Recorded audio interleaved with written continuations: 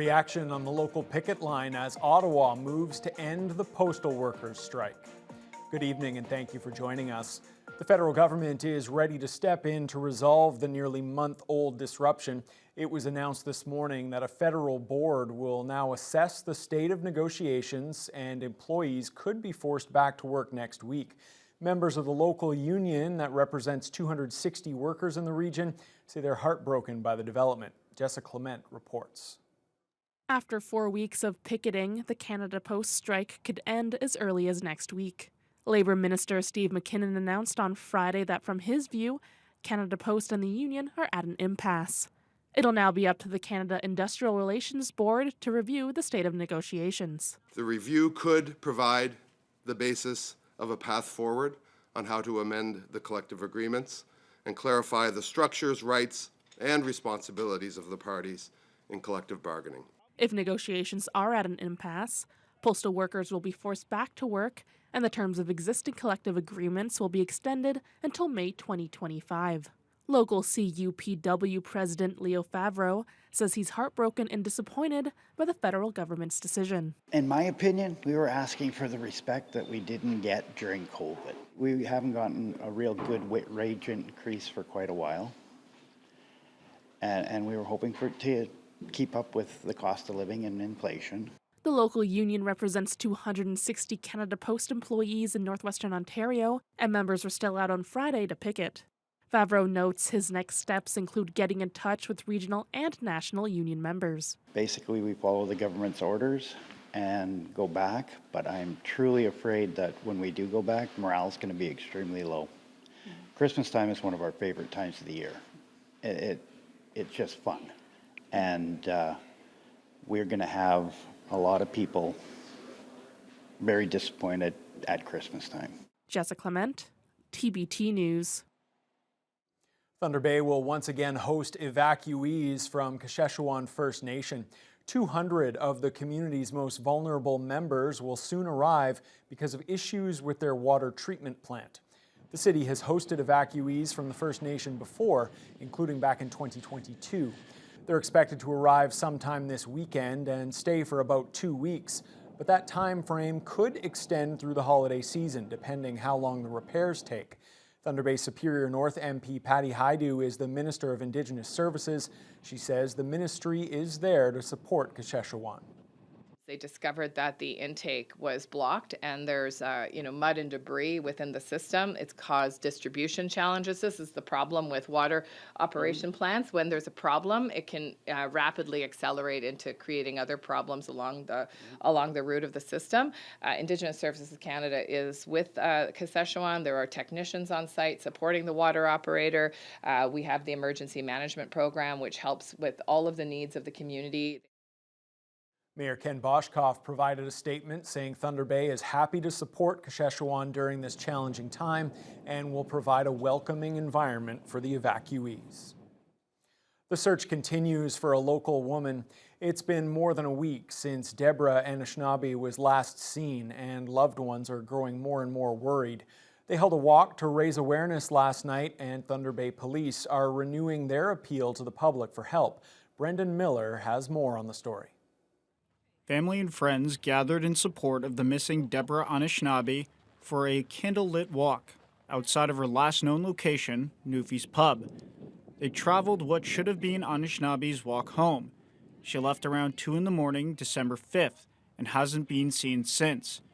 Anishinaabe Aski Nation Grand Chief Alvin Fiddler expressed his hopes of finding her. And hopefully we will find her alive and safe and healthy soon, and I know the families more families traveling tomorrow from Silent Lake, and the search will continue until she is found. Police have now asked the public for assistance to find Anishinaabe. Detective Kevin Bradley is urging people in the general area of the 100 block of Simpson Street to keep watch, and any possible footage could be useful as well. We're also asking any businesses and residents in those areas to, if they have any video surveillance in that early morning hours, if something seems odd, to let us know, or any people that seem sort of out of character in those early morning hours to come forward to us to assist us with any video surveillance. We're also asking anybody that was out driving around in those early morning hours of December 5th that might have dash cam. Community advocate Rachel Anishinaabe stressed the message further. We need to come together. We need to find Deborah. She's not the first, and she's not going to be the last, but we want her home. Her dad wants her home, like back with the family, and whatever that may look like, right? They just want some peace. They want her home. Anishinaabe is 42 years old, approximately 5 foot to 5'1". She has long black hair, usually tied in a bun, and was last seen wearing a black jacket, camo sweater, black jeans, and black runners. If you have seen her, please contact police. Brendan Miller, TBT News. One person is dead after a shooting at a Wawa business yesterday morning, and another person has been taken to hospital with serious injuries. The deceased, who's actually believed to be the suspect in this incident, was located dead at the scene. Police say there's no threat to public safety at this time. Well, the inquest into the death of a man in an Atikokan holding cell in 2020 has ruled that Aaron Fisk's death was accidental.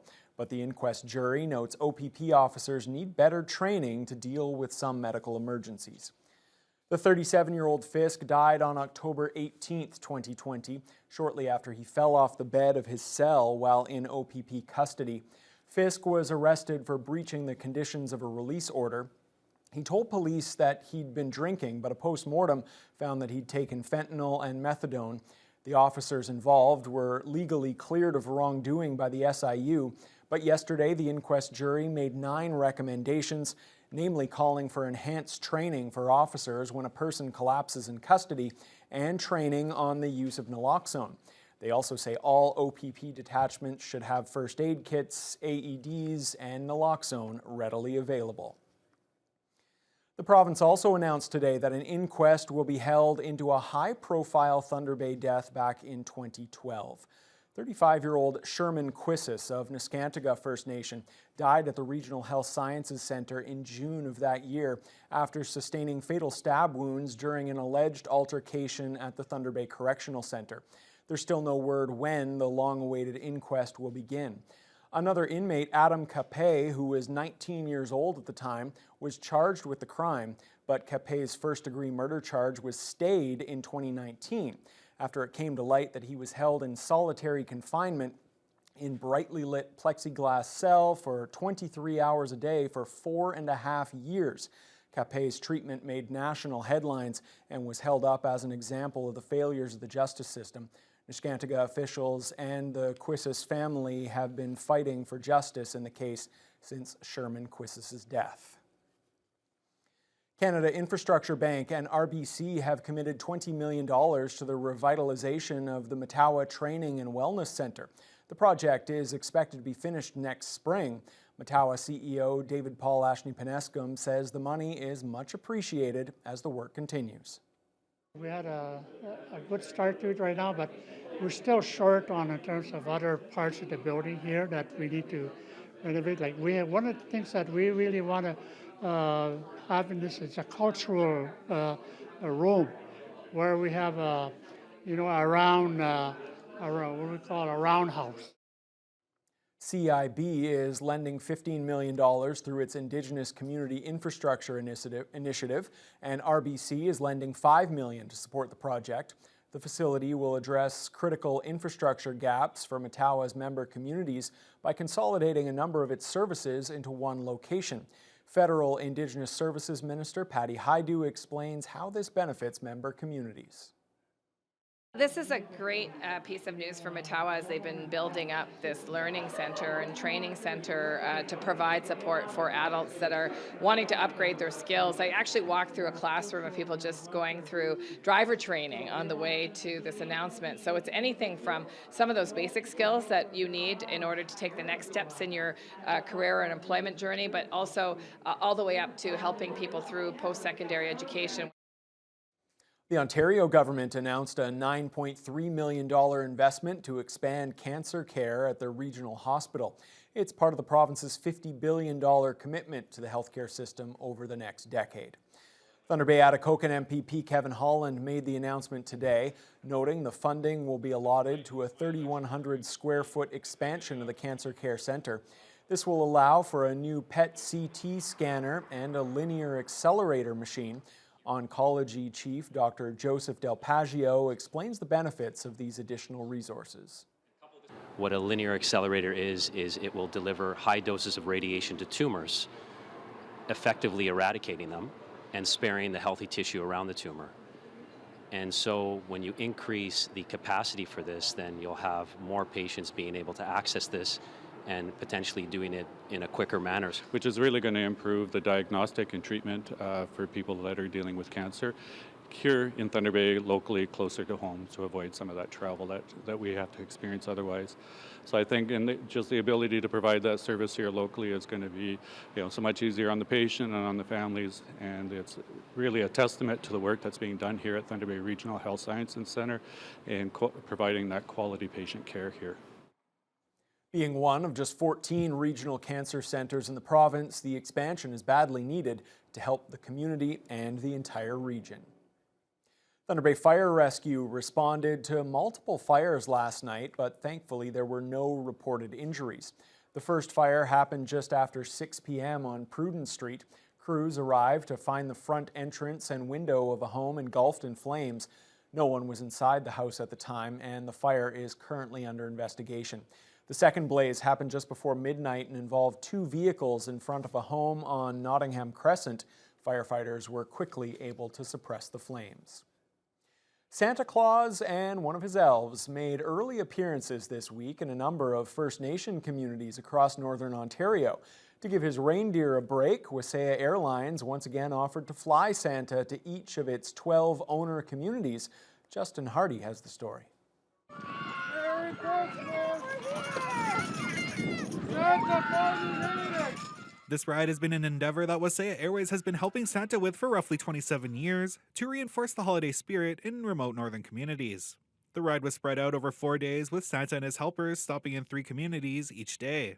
Santa says there were too many fun and heartwarming moments for him to count, but he does have one that he keeps close to his heart. One child was maybe about 11. He was standing back watching everybody get pictures, and after everybody was done, he came up and we were getting ready to leave. We thought he'd already had his turn. And he said, if I don't have any parents with me, can I still get a picture with Santa? So we said, of course, yes, definitely. And so that's a very, and he was so patient, so quiet. Santa's arrival in the communities is a joyous time each year when he delivers bags of goodies to the children, as well as toothbrushes to make sure their teeth stay healthy. Every child along the way got the chance to meet with Santa, like John George Duncan, who's growing up in Fort Severn. Who's your visitor today? Santa. And how are you feeling? Happy. Because I meet Santa. They look pretty excited. They were, I have like a bunch of little friends that come to school here, and they were happy to see me. And then they were, they were in a good mood. So I'm thinking like the Santa was great. With his visiting done, Santa has made his way back to the North Pole to prepare for his next ride on Christmas Eve. Justin Hardy, TBT News. What a fantastic story. Great that Santa was able to visit those kids and those northern First Nation communities. Fiona, it is starting to feel a little bit like Christmas. Not quite as cold maybe as it has been the last couple of days, if I remember correctly, but my mind's all hazy with all these cold temperatures, to be perfectly honest. We are definitely heading back in the right direction, heading towards more seasonal values. Not quite there yet, but by any means. Last night we had a low of minus 18. Unfortunately, the wind chill made it feel like minus 28. So yes, it was very cold last night, but today with a lot of sunshine, the winds were a lot lighter. In fact, they've been tapering off all day. They started out at about 13 kilometers per hour from the south. They dropped all the way to nothing, completely calm a couple of hours ago. And that helped temperatures rise to minus 12, wind chills around minus 15, although that 1 hour when the wind was completely calm, obviously there were no wind chills at that moment. But this is heading back more to what we want to see. Got a little ways to go. Normal for this time of year is about minus 6 as a daytime high. So we'll get there. I think we will definitely get there. Now, today across the region, it was very cold to start to the west. especially in the Fort Frances region. They started out at -32, and that's without the wind chill. At this hour, they're at -15, Red Lake -17. Wind chills are pretty consistent around -21, -22 to the west as you head further east. Similar temperatures, wind chills are a little bit less vigorous though in the Armstrong-Greenstone region, so wind chills are only making it feel a couple degrees cooler than these numbers would suggest. And along the North Shore, they've had snow showers for most of the day. And while the temperatures don't look as frigid, -5 doesn't seem all too bad, the wind chill is much more vigorous there, and it feels closer to about -15 at this time on the eastern shores of Lake Superior. So all in all, it's still definitely cold around the region, but tonight we will see temperatures drop down to -18 and wind chills of -22. But you'll notice the winds tapering off quite nicely, 5 to 10 kilometers per hour. Might see a little bit of clearing, but the big question is what's going to happen this weekend? Well, the skies are going to be rather gray for most of it. However, the temperatures are going to be on the rise again. And when I mean on the rise, I mean by the end of Sunday, or even by maybe mid-Sunday, they're going to be on the plus side, which means any precipitation that moves in between Sunday and Monday, we could be looking at rain, which is not a good thing at this time of year because as temperatures drop and we've got snow on the ground, that means icy conditions, and that means slips and falls are going to be on the rise again. So I really want people to be careful with those milder temperatures. It's good news, but it brings risk. Yeah, don't get too excited and dance around too much because, like you said, it will be awfully slick out there if it does indeed unfold that way. And what goes up is definitely going to come back down again. Absolutely. All right, thanks a lot, Fiona. Well, after the break, we will have more on our top story. Ottawa has reversed course and decided that it will, in fact, step in to try to end the postal workers' strike. That's after the break. Stay with us.